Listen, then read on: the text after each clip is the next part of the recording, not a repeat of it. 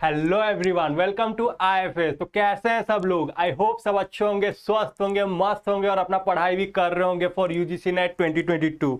Okay, या फिर कोई भी सेट एग्जाम के लिए। तो जल्दी से जल्दी सब आ जाइए, जुड़ जाइए। फिर बहुत ही अच्छा सेशन हम स्टार्ट करने वाले हैं आपका मैनेजरियल इकोनॉमिक्स के ऊपर। हेलो स्टूडेंट्स, जल्दी से ज्वाइन हो जाओ, फिर हम अपना सेशन शुरू करेंगे। तो आज जो हमारा टॉपिक है तो वो है मैनेजरियल इकोनॉमिक्स। तो इकोनॉमिक्स तो आप सबने पढ़ा ही होगा। Let's revise that topic once again. तो जल्दी से ज्वाइन हो जाओ और फिर हम इकोनॉमिक्स का एक कॉन्सेप्ट शुरू करेंगे जो कि बहुत बेसिक है, थ्योरेटिकल कॉन्सेप्ट है। And then after this session we will start studying some practical concepts. Okay, जल्दी ज्वाइन हो जाओ, वेटिंग फॉर यू ऑल।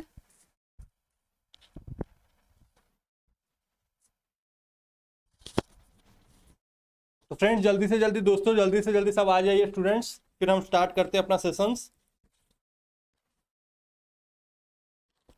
देखिए, मैं आपको एक ओवरव्यू दे देता हूं कि आज हम पढ़ने क्या वाले हैं। ओके, देखिए फर्स्ट हम क्या पढ़ेंगे। फर्स्ट देखिए, ये मैनेजरियल इकोनॉमिक्स है। तो इसमें हम देखेंगे what do you mean by understand by managerial economics. Managerial economics होता क्या है। ओके, मैनेजरियल इकोनॉमिक्स देखेंगे, उसके बाद उसका थोड़ा एप्लीकेशंस देखेंगे कि कहाँ कहाँ यूज होता है। फिर उसका बाउंड्रीज देखेंगे, स्कोप्स देखेंगे कि हम मैनेजरियल इकोनॉमिक्स को कैसे यूज कर सकते हैं। तो दो टाइप का इकोनॉमिक्स आता है आपका, एक माइक्रो इकोनॉमिक्स आता है और उसके साथ आपका मैक्रो इकोनॉमिक्स भी आता है। तो उसको भी हम देखेंगे। उसके बाद हम क्या देखेंगे, नेचर ऑफ मैनेजरियल इकोनॉमिक्स। तो उसका नेचर क्या होता है उसको स्टडी करेंगे। फिर हम देखेंगे क्या, फिर हम देखेंगे कि बिजनेस इकोनॉमिक्स को हम डिसीजन मेकिंग में कैसे यूज करते हैं, कैसे यूटिलाइज करते हैं, उसको देखेंगे। फिर हम क्या देखेंगे, फिर हम जो ट्रेडिशनल कॉन्सेप्ट पढ़ते थे और मॉडर्न कॉन्सेप्ट अभी जो यूज करते हैं इकोनॉमिक्स का, उनका डिफरेंस क्या होता है वो देखेंगे। उसके बाद हम क्या करेंगे, उसके बाद हम fundamental principles of managerial economics देखेंगे कि कौन सा प्रिंसिपल्स हम यूज करते हैं। फिर हम क्या करेंगे, फिर देखिए प्रिंसिपल्स में हमारा आ जाता है अपॉर्चुनिटीज कॉस्ट। हम अपॉर्चुनिटीज कॉस्ट को कैसे यूटिलाइज करते हैं। फिर इंक्रीमेंटल प्रिंसिपल्स को कैसे यूज करेंगे। फिर principles of time perspective, time का कैसे यूटिलाइज करेंगे, तो उसको भी हम देखेंगे। फिर हम क्या करेंगे, discounting principles, equi marginal principles, risk and uncertainty को भी देखेंगे। फिर हम क्या करेंगे, देखिए यहां पे आपको एक मार्जिनल यूटिलिटी एनालिसिस का कैसे करते हैं उसके ऊपर आपको ये रेशियो फाइंड आउट करना पड़ता है। ओके, उसके बाद हम देखेंगे। फिर नेक्स्ट में हम क्या करेंगे, कुछ एमसीक्यूज करेंगे। बहुत ही इजी क्वेश्चंस लेके आए हैं हम आपके लिए। तो आपका बिजनेस इकोनॉमिक्स क्या है एक आइडिया आ जाएगा। तो चलिए हम स्टार्ट करते हैं आज का topic. So let me go to the first slide.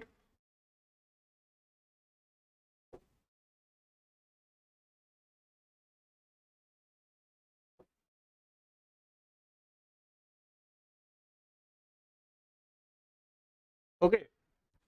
तो मैनेजरियल इकोनॉमिक्स होता क्या है, देखिए the applications of economics concept theories and tools in the business decision making is business economics और मैनेजरियल इकोनॉमिक्स। तो हम क्या करते हैं यहाँ पे, वेरियस इकोनॉमिक्स थ्योरीज होते हैं।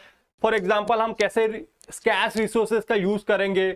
ओके, और यहाँ पे हम कैसे अपना डिफरेंट टूल्स एंड टेक्निक्स को यूज करके डिसीजन मेकिंग टूल्स यूज करेंगे, डेल्फी टेक्निक्स का यूज करेंगे, ब्रेनस्टॉर्मिंग सेशंस कंडक्ट करेंगे और हमारा डिसीजन मेकिंग कैसा अच्छा होगा। That's all about managerial economics. तो managerial economics basically is about how we are utilising the scarce resources to get maximum output. Okay, तो यहाँ पे क्या लिखा है, economics is related to an optimum allocation. देखिए ऑप्टिमम एलोकेशंस क्या होता है, best utilisation of the resources. Whatever the resources we have to use it in a proper way. Okay, of limited resources. देखिए रिसोर्सेज हमेशा limited रहता है, आप वो रिसोर्सेज को कैसे यूटिलाइज कर रहे हो, that is all about the managerial economics for attaining the objective of the organisation. तो हमारा ऑब्जेक्टिव होता है, गोल होता है एक ऑर्गेनाइजेशन का। So we have to achieve that goal, we have to achieve that target. That's why we study managerial economics in an organisation. तो basically managerial economics is all about the properly utilisation of the scarce resources to get the maximum output. Okay, तो आप अपना resources को कैसे use कर रहे हो। मान लीजिए आप अपना एम्प्लॉयज जो रिसोर्सेज होते हैं उनको कैसे प्रॉपरली यूटिलाइज करते हो और वो आउटपुट देते हैं। For example land, labour, capital, ये सब आपके क्या हो जाते हैं, ये सब आपके रिसोर्सेस हो जाते हैं मैनेजरियल इकोनॉमिक्स में। तो आप लैंड को कैसे प्रॉपरली यूज कर रहे हो, अपना लेबर को कैसे यूटिलाइज कर रहे हो, कैपिटल मनी को कैसे यूटिलाइज कर रहे हो to get the maximum output. Okay, तो ये था simple definitions of managerial economics. तो अगर हम नेक्स्ट चलते हैं, देखिए हम यहाँ पे दो स्कोप पढ़ते हैं, दो बाउंड्रीज होता है हमारा बिजनेस इकोनॉमिक्स में। क्या क्या पढ़ते हैं हम बिजनेस इकोनॉमिक्स में? एक आ जाता है हमारा माइक्रो इकोनॉमिक्स और एक आ जाता है हमारा मैक्रो इकोनॉमिक्स। देखिए माइक्रो नाम से पता चल रहा है, इंटरनल एनालिसिस हम करते हैं, that is all about the internal to our organisation. तो माइक्रो इकोनॉमिक्स में क्या आ जाएगा, यहाँ पे हम इंडिविजुअल कॉन्सेप्ट को स्टडी करते हैं, ऑर्गेनाइजेशनल कॉन्सेप्ट को स्टडी करते हैं, that is all related to single individual person. और उसी तरह मैक्रो इकोनॉमिक्स में क्या आ जाता है, यहाँ पे एज अ होल हम स्टडी करते हैं, हम यहाँ पे कंट्री का इकोनॉमी को स्टडी करते हैं, यहाँ पे हम इन्फ्लेशन कैसा होता है, रिसेशन कैसा होता है, उसके ऊपर स्टडी करते हैं। ओके, तो this is a whole concept. यहाँ पे हम होल देखते हैं, होल कॉन्सेप्ट यहाँ पे स्टडी करते हैं एज अ होल। और यहाँ पे हम क्या करते हैं, इंडिविजुअल कॉन्सेप्ट, क्या करते हैं हम इंडिविजुअल कॉन्सेप्ट को स्टडी करते हैं। मतलब here we study about the only a single organisation और सिंगल इंडिविजुअल। ओके, तो आई होप यहां तक आपको समझ आ गया होगा माइक्रो और मैक्रो में क्या होता है। देखिए यहाँ पे अभी नेक्स्ट क्या है हमारा, नेचर। आपका जो मैनेजरियल इकोनॉमिक्स हम जो पढ़ते हैं उसका नेचर कैसा होना चाहिए। देखिए it is basically A science. Science क्यों बोल रहा है, यहाँ पे हम क्वांटिटेटिव एनालिसिस का यूज करते हैं, साइंटिफिक अप्रोच का यूज करते हैं टू मेक आवर डिसीजन। तो यहाँ पे बेसिकली जो भी डिसीजन मेकिंग होता है हम यहाँ पे क्वांटिटेटिव मेथड्स का यूज करते हैं, यहाँ पे हम नंबर्स के ऊपर स्टडी करते हैं, साइंटिफिक अप्रोच यूज करते हैं। ओके, तो that's why it's called as a science. फिर आता है बेस्ड इन माइक्रो इकोनॉमिक्स। देखिए managerial economics is all about micro factor. हम यहाँ पे मैनेजरियल इकोनॉमिक्स में किसको स्टडी करते हैं, माइक्रो फैक्टर को ही स्टडी करते हैं, माइक्रो इकोनॉमिक्स को यहाँ पढ़ते हैं। तो माइक्रो इकोनॉमिक्स क्या मैंने बताया आपको, माइक्रो इकोनॉमिक्स ये हो जाता है, यहाँ पे हम सिंगल इंडिविजुअल को स्टडी करते हैं, सिंगल इंडिविजुअल ऑर्गेनाइजेशन को स्टडी करते हैं to get the decision making, to get the maximum output. Okay, so ma'am you want to add something to it? Yes sir, जैसे कि micro economics is related to the internal environment. अब internal environment क्या होती है, organisation जो है जो production कर रही है उसकी इंटरनल इन्वायरमेंट, ठीक है। अब उसमें जो प्रॉब्लम सॉल्व होती है it is related to internal problems. अब वो क्या हो सकती है, what to produce, how much quantity to produce, ठीक है। तो इसमें क्या हम इंक्लूड कर सकते हैं, हाउ मच क्वांटिटी, कितना क्वांटिटी प्रोड्यूस करना चाहिए, what price should we levy, मतलब कितना प्राइस होना चाहिए एक क्वांटिटी एक यूनिट का, ठीक है। तो this is all about micro economics. मतलब ये जो हमारी ऑर्गेनाइजेशन है उसके इंटरनल प्रॉब्लम्स को टैकल करती है।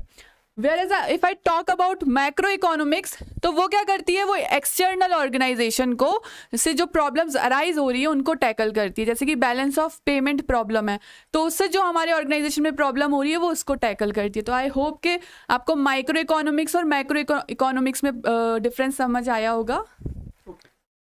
तो मैम ने जैसे बताया कि मैक्रो फैक्टर में हम किसका स्टडी करते हैं, बैलेंस ऑफ पेमेंट का स्टडी करते हैं। देखिए बैलेंस ऑफ पेमेंट, अभी जैसे रशिया यूक्रेन वॉर चल रहा है तो वो क्या है, वो एक आउटसाइड फैक्टर है, तो उसके वजह से एज अ होल वो इंपैक्ट डाल रहा है। तो जो मैक्रो में हम पढ़ते हैं एज अ होल स्टडी करते हैं। मान लीजिए अभी रशिया यूक्रेन वॉर चल रहा है, उसका फैक्टर इंडिया के ऊपर कैसे हो रहा है, अमेरिका के ऊपर कैसे हो रहा है, इंग्लैंड के ऊपर कैसे हो रहा है, वो सब आपका क्या आ जाता है, वो सब आपका मैक्रो फैक्टर में आ जाता है।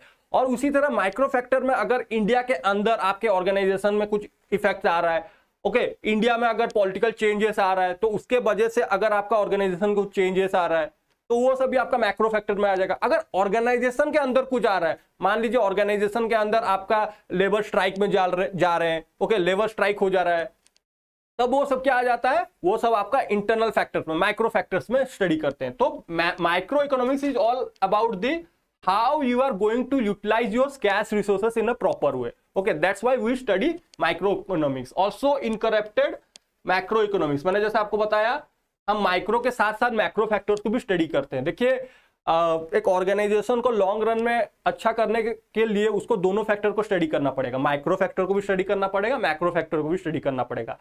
अगर उसके ऑर्गेनाइजेशन के अंदर कुछ चेंजेस आ रहा है, अगर बाहर के फैक्टर भी उसको इन्फ्लुएंस कर रहे हैं, तो that one will hamper the organization. That's why organization has to study both micro and macro factors. Business economics is an art. ये बोला एक आर्ट है, एप्लीकेशन ऑफ स्किल्स। हम यहाँ पे स्किल्स का एप्लीकेशंस यूज करते हैं, जो भी हमारे पास स्किल्स होते हैं, रिसोर्सेस होते हैं, उनको हम कैसे प्रॉपरली यूटिलाइज करते हैं। That's why it's called as an art. Knowledge and experience, तो यहाँ पे हमारे जितने भी ह्यूमन रिसोर्सेस होते हैं, एम्प्लॉइज होते हैं, उनके पास क्या होता है, नॉलेज होता है, एक्सपीरियंस होता है। तो वो नॉलेज एंड एक्सपीरियंस को प्रॉपरली यूटिलाइज करके अपना लॉन्ग टर्म ऑब्जेक्टिव को कैसे ऑर्गेनाइजेशन को अचीव करेंगे। तो that's why it's called as the knowledge and experience. You have to properly utilise your knowledge and experience to boost of your organisation. Pragmatic in nature, देखिए ये pragmatic होता है। Pragmatic मतलब ये ऑलवेज इट्स प्रैक्टिकल। प्रैग्मेटिक का क्या होता है सिनोनिम्स? प्रैक्टिकल। आपको हमेशा जो भी काम करते हो उसका एप्लीकेशन यूज करोगे। आपको जो भी थ्योरी होगा, जो भी आपके पास स्किल्स होगा, नॉलेज होगा, उसको आप प्रॉपर्ली यूटिलाइज करो, उसका आपको कई जगह में प्रॉपर्ली यूज कर सको। That's why it's called as a pragmatic in nature. तो चलिए नेक्स्ट चलते हैं हम। देखिए interdisciplinary in nature. Interdisciplinary in nature मतलब ये इंटरकनेक्टेड होते हैं। देखिए एक सिस्टम भी अगर फेल हो जाता है इन इकोनॉमिक्स तो सब system, total whole system will impact. That's why it's called as a interdisciplinary. Interconnected होके रहते हैं। तो मान लीजिए एक ऑर्गेनाइजेशन में अगर मार्केटिंग डिपार्टमेंट ठीक से फंक्शंस नहीं कर रहा है तो फिनेंस डिपार्टमेंट को भी हैम्पर करेगा। तो इसी तरह फिनेंस डिपार्टमेंट भी अगर ठीक से नहीं काम कर रहा है तो वो अकाउंट्स डिपार्टमेंट को हैम्पर करेगा। तो that's why it's called as an interdisciplinary. It is pervasive in all nature. हर जगह में आपको इकोनॉमिक्स का यूज होता है। That's why it's called as an interdisciplinary in nature. Business economics is a positive science. यहां पे हम बेसिकली क्या करते हैं? नॉर्मेटिव स्टडी करते हैं। नॉर्मेटिव स्टडी मतलब क्या हो जाएगा? यहाँ पे हम मैथमेटिकल टूल्स, टेक्निक्स यूज करेंगे डिसीजन मेकिंग के लिए।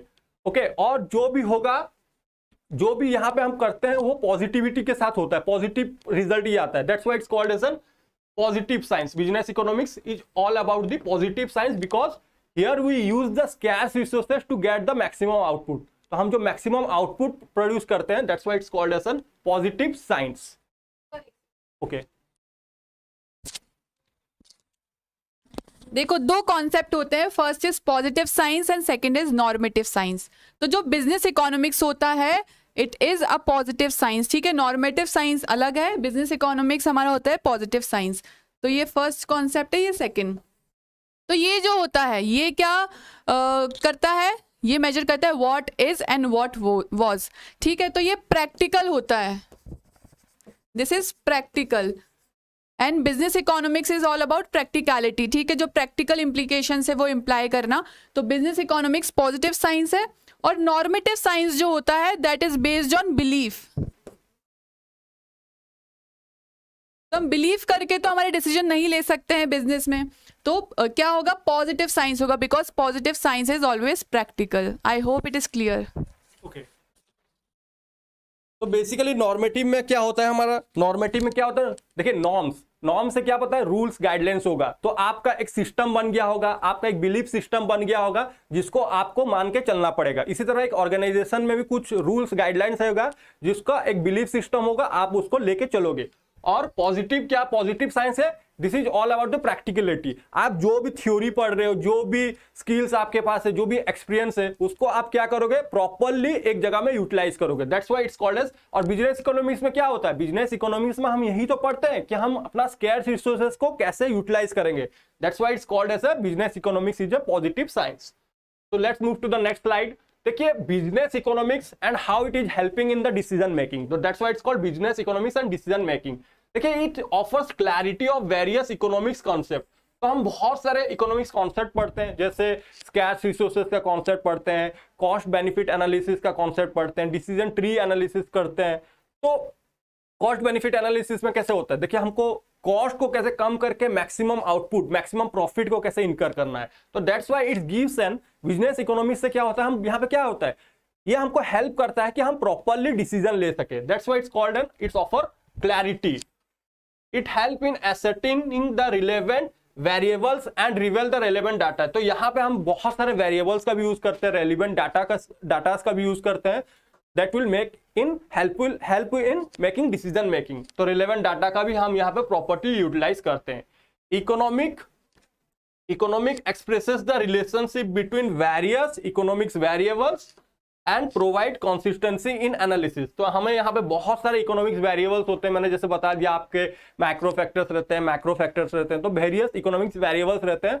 और वो वेरिएबल्स को हमको कैसे भी प्रॉपर्ली यूटिलाइज करना है और हमारे ऑर्गेनाइजेशन को आगे लेके चलना है। तो ये हो गया बिजनेस इकोनॉमिक्स हमारे डिसीजन मेकिंग में यूज करता है। तो यहाँ पे हम बेसिकली बहुत सारे टूल्स एंड टेक्निक्स को पढ़ते हैं और उनको प्रॉपर्ली यूटिलाइज करते हैं। तो देखिए इकोनॉमिक्स, तो ट्रेडिशनल इकोनॉमिक्स कॉन्सेप्ट क्या था? और मॉडर्न इकोनॉमिक कॉन्सेप्ट क्या है, तो हम जो मॉडर्न में पढ़ते हैं उसको हम बिजनेस इकोनॉमिक्स बोलते हैं। ओके, तो ट्रेडिशनल कॉन्सेप्ट में क्या था, ये ट्रेडिशनल कॉन्सेप्ट है, ये थ्योरिटिकल होता था। थ्योरिटिकल मतलब यहाँ पे हम थ्योरी सबको एनालिसिस करते हैं, यहाँ पे हम प्रैक्टिकल एनालिसिस नहीं करते थे। ओके, ये वाइड टर्म होता था। वाइड टर्म मतलब it includes both micro factor as well as macro factors. उसके साथ साथ अभी हम जो कॉन्सेप्ट पढ़ते हैं वो हो जाता है हमारा बिजनेस इकोनॉमिक्स। बिजनेस इकोनॉमिक्स में क्या मैंने बताया था, यहाँ पे हम इंडिविजुअल फैक्टर को स्टडी करते हैं, इंडिविजुअल ऑर्गेनाइजेशन को स्टडी करते हैं। That's why it's called as an modern concept. यहाँ पे हम प्रैक्टिकल, ये प्रैक्टिकल क्यों बोल रहा है, देखिए प्रैक्टिकल इसलिए बोल रहा है कि हम जो भी थ्योरीज को पढ़ते हैं, जो भी स्किल्स हमारे पास है उसको हम प्रैक्टिकलिटी के साथ यूज करते हैं। That's why it's called practical part of economics.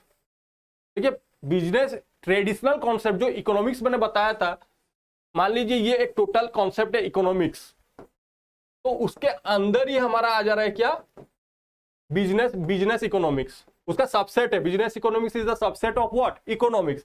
तो हम इकोनॉमिक्स में अगर एक सब कुछ पढ़ते हैं तो बिजनेस इकोनॉमिक्स में हम क्या पढ़ते हैं, कुछ इंडिविजुअल पार्ट को स्टडी करते हैं। यहाँ पे जो इकोनॉमिक्स में पढ़ते हैं, यहाँ पे बिजनेस इकोनॉमिक्स के साथ साथ हम मैक्रो फैक्टर को भी स्टडी करते हैं, मैक्रो एनालिसिस भी करते हैं। फॉर एग्जांपल यहाँ पे हम इन्फ्लेशन, डिफ्लेशन ये सब भी स्टडी करते हैं, रिसेशन कैसा है उसको भी स्टडी करते हैं। बट जो बिजनेस इकोनॉमिक्स रहता है वो इंडिविजुअलिस्टिक पर्पस रहता है, इंडिविजुअल को स्टडी करता है। एक इंडिविजुअल ऑर्गेनाइजेशन हो गया या फिर इंडिविजुअल पर्सन हो गया, उसके इंडिविजुअल ऑर्गेनाइजेशन के अंदर कौन से फैक्टर्स, कौन से वेरिएबल्स रहते हैं, उनको इंपैक्ट डालते हैं। तो ये सब हम बिजनेस इकोनॉमिक्स में पढ़ते हैं।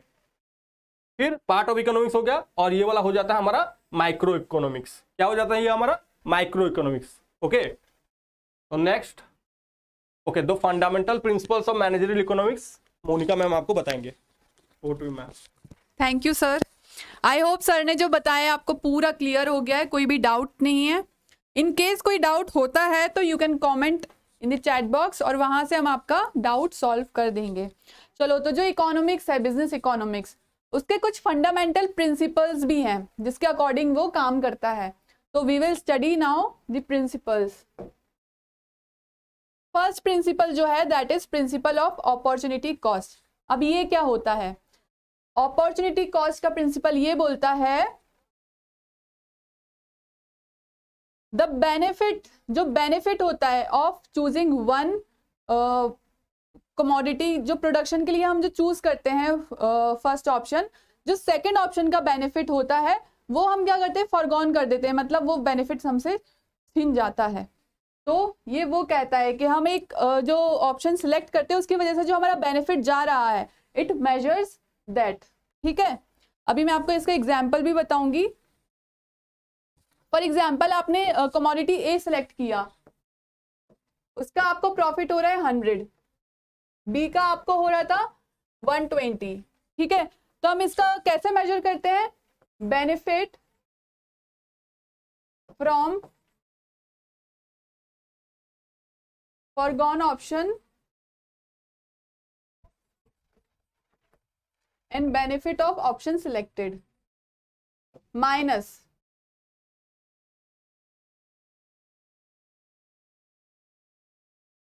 तो इधर पे हमारा क्या हो जाएगा, 120 माइनस 100 दैट इज 20 रुपीज जो है हमारा है, that is opportunity cost.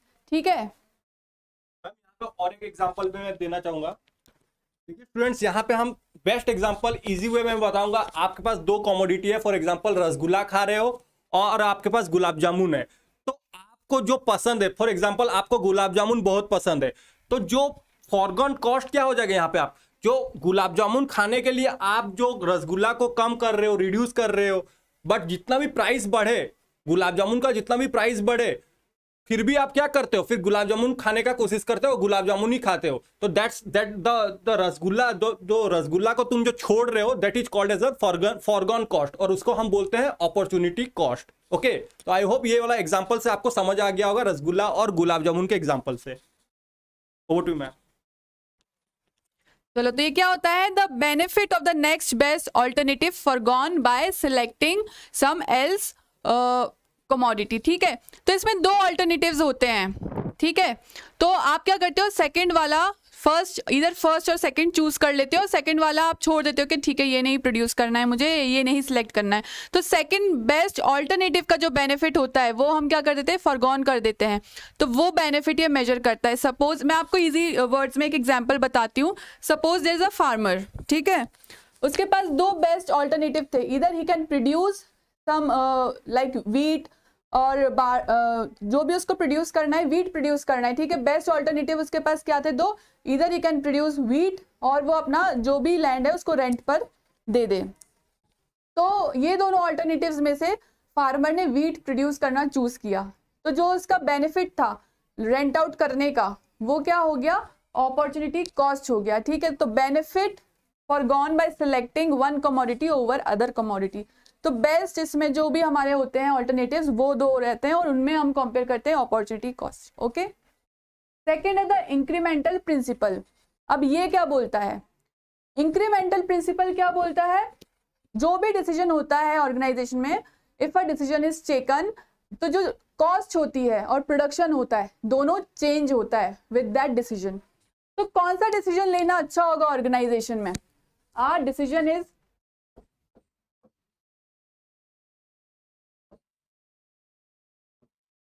Good decision कौन सा होगा, वो होगा जिससे कि हमारा प्रॉफिट बढ़े, ठीक है। फर्म का गोल क्या होता है, प्रॉफिट मैक्सिमाइजेशन। इकोनॉमिक्स में हम यही तो करते हैं, प्रॉफिट मैक्सिमाइज करते हैं विथ लिमिटेड रिसोर्सेज। तो हमारा डिसीजन कौन सा वाला रैशनल होगा, ठीक है। रैशनल डिसीजन हमारा क्या होगा,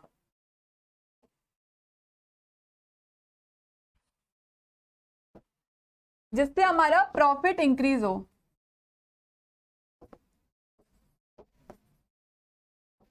अभी दो टाइप से होता है,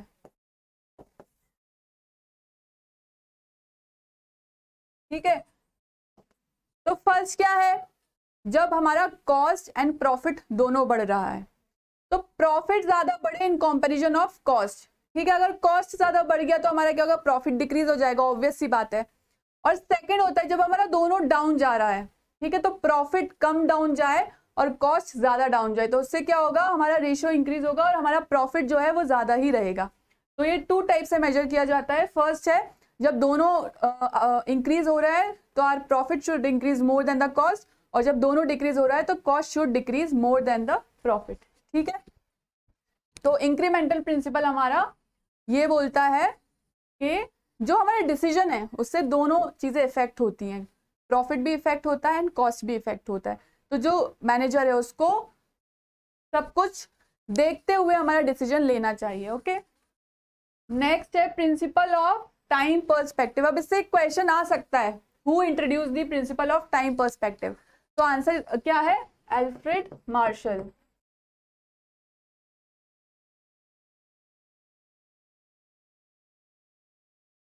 ठीक है, तो when a decision is taken in the organisation, तो उसको दोनों पॉइंट से डिसीजन लेना चाहिए, with short term and long term, ठीक है, क्योंकि दोनों में इफेक्ट होता है। तो जो भी डिसीजन हो रहा है it should consider both short term and long term effects of taking a decision, ठीक है। अब क्या होता है, ऐसा डिसीजन ले रहे हैं तो शॉर्ट टर्म में हमारी जो कैपेसिटी है, ठीक है, वो डिक्रीज नहीं होनी चाहिए। लॉन्ग टर्म में हम कैपेसिटी अपनी बढ़ा सकते हैं, बट इन शॉर्ट टर्म उसको बढ़ाना थोड़ा डिफिकल्ट होगा, ठीक है। अब फॉर एग्जाम्पल किसी ऑर्गेनाइजेशन में आइडल लेबर है, इन units 20 units of idle labour है जो कि 1000 यूनिट प्रोड्यूस कर सकती है, बट जो आइडल लेबर है वो आज के लिए, वो शॉर्ट टर्म के लिए, बट लॉन्ग टर्म में हो सकता है वो आइडल रहे ना रहे। तो इसको ये दिमाग में रखना चाहिए कि हमारा डिसीजन ऐसा होना चाहिए जो long term effects as well as short term effects दोनों को कंसिडर करे। Okay, any doubts?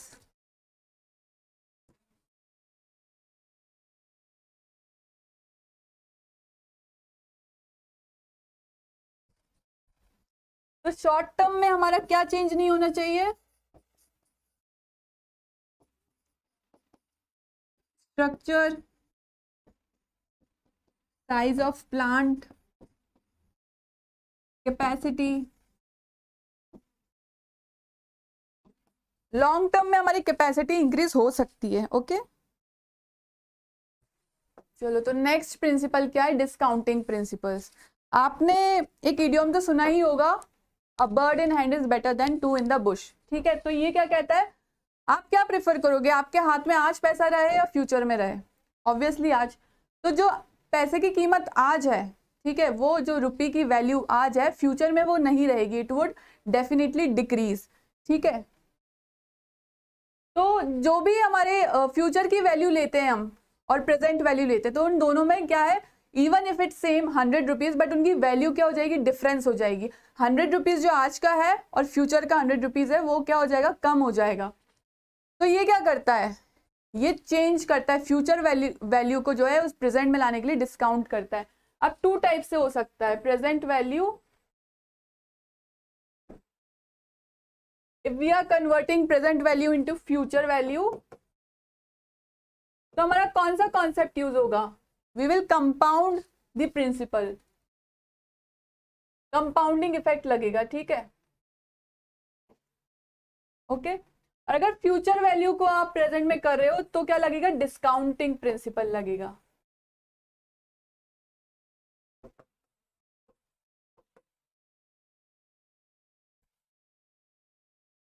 ठीक है, it is a very practical concept, क्योंकि आप लोगों को भी पता है, अगर आप कोई एफडी करते हो तो उसको क्या करते हो, फ्यूचर वैल्यू के लिए आप क्या करते हो, उसमें कंपाउंडिंग इंटरेस्ट लगा देते हो। ठीक है, कि हर साल मेरा अमाउंट इतना इतना इंक्रीज हो जाएगा। और या फिर फ्यूचर वैल्यू है कोई, ठीक है, आपको कोई प्रॉपर्टी लेनी है, suppose that property cost you around 10 lakhs in present value, future में आप क्या करोगे, उसको फ्यूचर वैल्यू जो है उसको आप डिस्काउंट करके प्रेजेंट वैल्यू कैलकुलेट करोगे। ठीक है, अगर आपको पता है कि फ्यूचर में वो हो जाएगी 20 lakhs की, तो उसको डिस्काउंट करके आप प्रेजेंट वैल्यू निकाल सकते हो। ठीक है, तो there are two concept, present value and future value. तो हमारा डिस्काउंटिंग प्रिंसिपल यही स्टेट करता है कि जो वैल्यू आज है हमारे रुपये की, वो कल नहीं होगी या फ्यूचर में नहीं होगी। ओके, आई होप आपको समझ आ रहा है ये सब।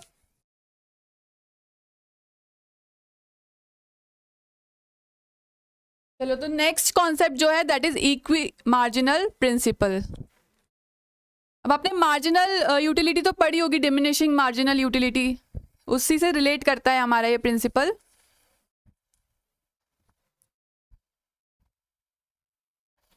तो ये प्रिंसिपल क्या कहता है, प्रिंसिपल ऑफ मैक्सिमम सेटिस्फैक्शन, मतलब जो भी यूनिट है उससे हमको मैक्सिमम सेटिस्फैक्शन मिलनी चाहिए। ओके, इसका मैं आपको एक एग्जाम्पल के थ्रू समझाती हूँ। ये एग्जाम्पल है, फॉर एग्जाम्पल आपके पास 100 रुपीज हैं, यू हैव 100 रुपीज। ठीक है, तो आपको उससे सैंडविच भी लेना है, चिप्स भी लेना है एंड चॉकलेट भी लेना है। ओके, और प्राइस क्या है, सैंडविच का प्राइस है 16,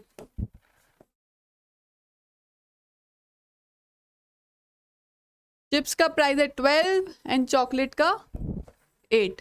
ओके, 16, 12 एंड 8। ठीक है, तो आपको कितनी क्वांटिटीज में लेना पड़ेगा ये, जिससे कि आपकी जो मार्जिनल यूटिलिटी है वो इक्वल हो। तो आप ऐसे तो डिसाइड नहीं कर सकते हो, तो कैसे डिसाइड करोगे, ऐसे अभी मैं आपको बताऊंगी। ठीक है, तो जो मार्जिनल यूटिलिटी है, 5 क्वांटिटीज हैं, उसकी आप मार्जिनल यूटिलिटी देखो। पहला आप सैंडविच खाओगे तो आपकी मार्जिनल यूटिलिटी जो होगी दैट इज 128, सेकंड की होगी 96, देन 64, देन 32, और फिर आपको अच्छा ही नहीं लगेगा वो सैंडविच, दैट इज 0।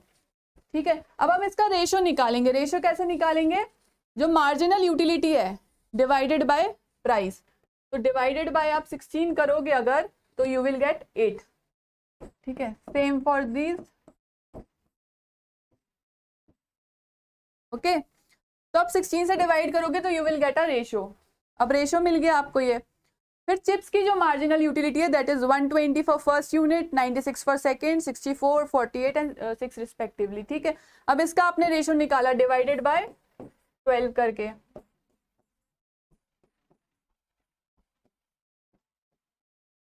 तो आपके पास जो रेशो आए वो ये आए। फिर जो चॉकलेट की मार्जिनल यूटिलिटी है वो दी गई है 96, 80, 64, 48 एंड 32। इसका आपने निकाला डिवाइडेड बाय 8 करके, that is 12, 10, 8, 6 and 4।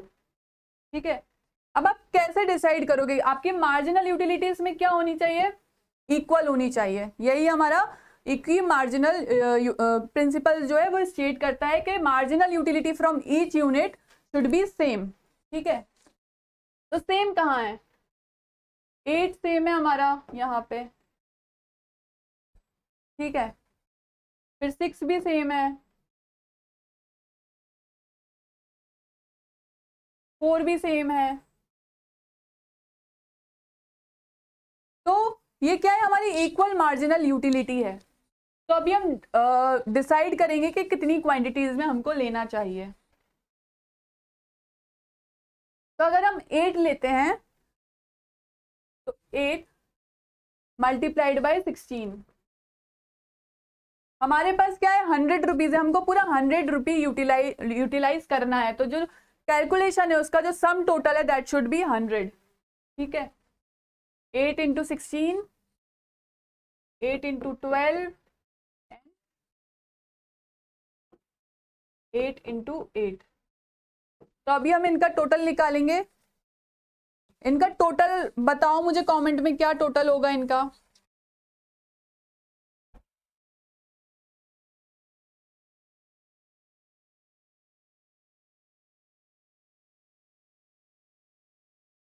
Sorry, just a second.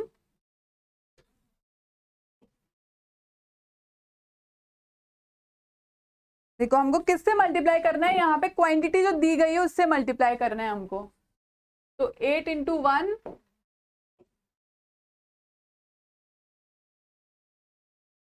8 into 2 and 8 into 3। तो ये क्या हो गया? 8, 16 एंड 24। तो यहाँ पे अभी हमारा टोटल क्या आ रहा है? 48 रुपीज हमारा टोटल यूटिलाइज हो रहा है, बट हमको तो 100 रुपीज यूटिलाइज करना है। तो हमारा ये तो हम नहीं ले सकते 8, बिकॉज इससे क्या हो रहा है? हमारा 100 रुपी यूटिलाइज नहीं हो रहा है total. Now we will calculate for 6। 12,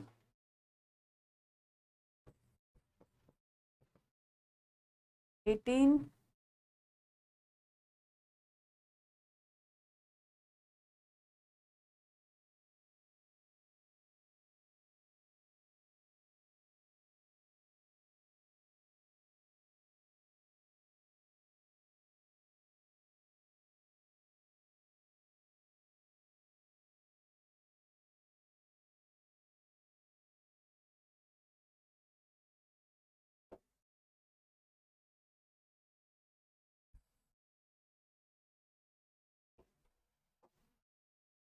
6 quantities से लेते हैं तो हमारा क्या हो रहा है? Sum total is 100। तो वी विल सिलेक्ट 6।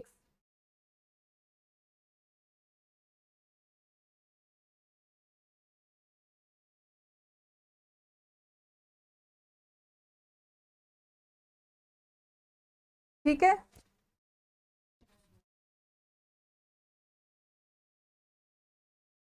नेक्स्ट है रिस्क एंड अनसर्टेनिटी। ठीक है, तो क्या होता है? इन्वायरमेंट जो होती है वो अनसर्टेन होती है, तो रिस्क एंड अनसर्टेनिटी भी होती है। तो बिजनेस में जो हमको डिसीजन लेना है that should consider both risk and uncertainty as well.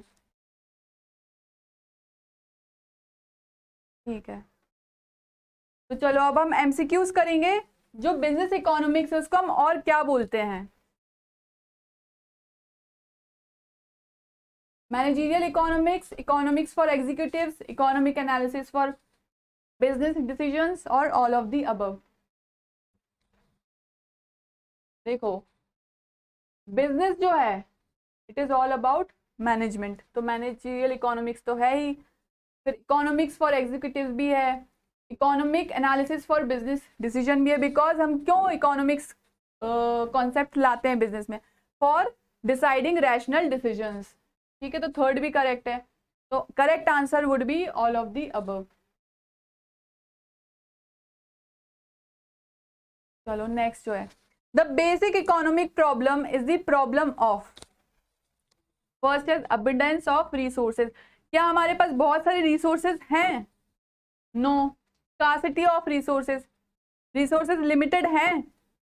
Yes. Human resources? No.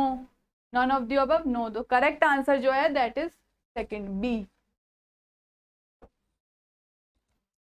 Next है demand is determined by price of the product, relative prices of other goods, tastes and habits, all of the above। अब हम price कैसे demand कैसे determine करते हैं? इसके बहुत सारे फैक्टर्स होते हैं जो डिटरमाइन करते हैं हमारा डिमांड क्या होगा। प्राइस तो है ही एग्जैक्टली, बहुत सही ऑप्शन है ये। Relative price of other goods, फिर वो दूसरे गुड्स का भी प्राइस देखेगा, उस हिसाब से ही डिमांड डिटरमाइन होगी।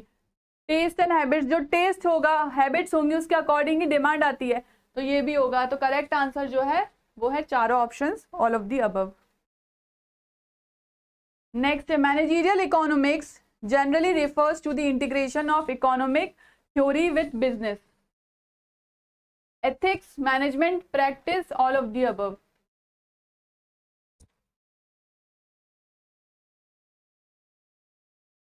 तो integration of economics theory with business practice, ये बिजनेस प्रैक्टिस के साथ इंटीग्रेट करता है, बिजनेस मैनेजमेंट, बिजनेस एथिक्स के साथ नहीं करता है।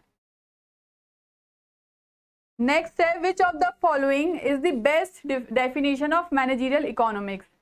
तो managerial economics is a distinct field of economic theory, ये है क्या? No. A field that applies economic theory and tools of decision science, yes. Business economics क्या करते हैं? कॉन्सेप्ट जो इकोनॉमिक्स के वो अप्लाई करता है in decision making process. This is right.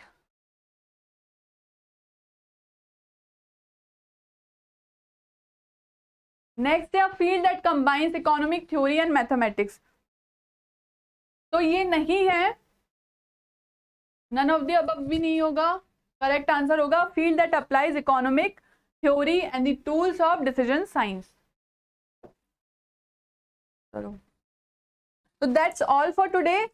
था ये था इकोनॉमिक्स का एक टॉपिक जो कि थ्योरेटिकल था बट इम्पॉर्टेंट था, तो आप इसको पढ़ लेना अच्छे से। तो हमारा ऑफर आप देख सकते हो, it is specially on women's day, ठीक है। तो ये जो ऑफर है इस पे आपको 65% ऑफ मिल रहा है on all the courses of IFAS।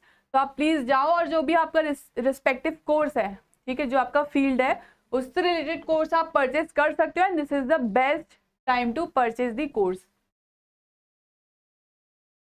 Okay, thank you for attending the session. It was great.